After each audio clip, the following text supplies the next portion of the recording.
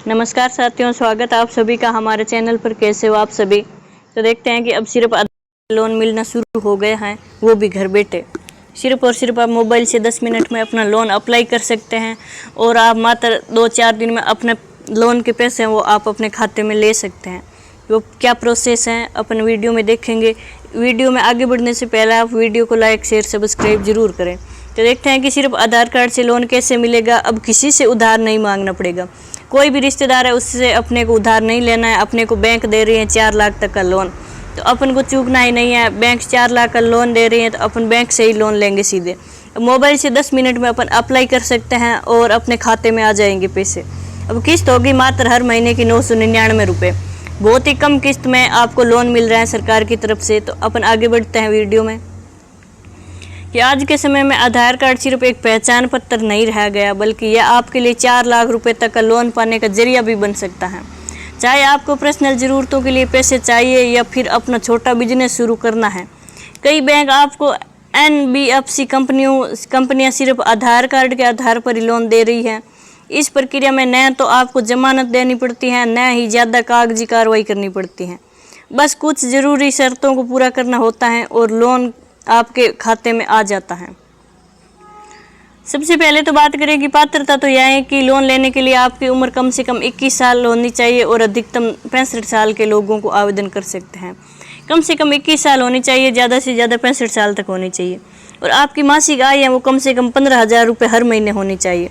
चाहे आप सैलरीड या हो या सेल्फ एम्प्लॉयड।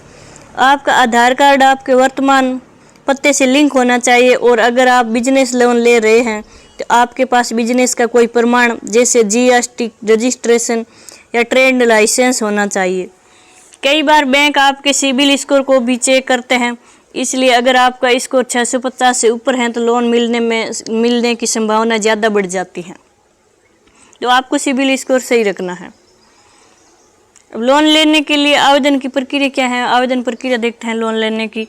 कि लोन लेने के लिए आवेदन करने की प्रक्रिया बेहद आसान है।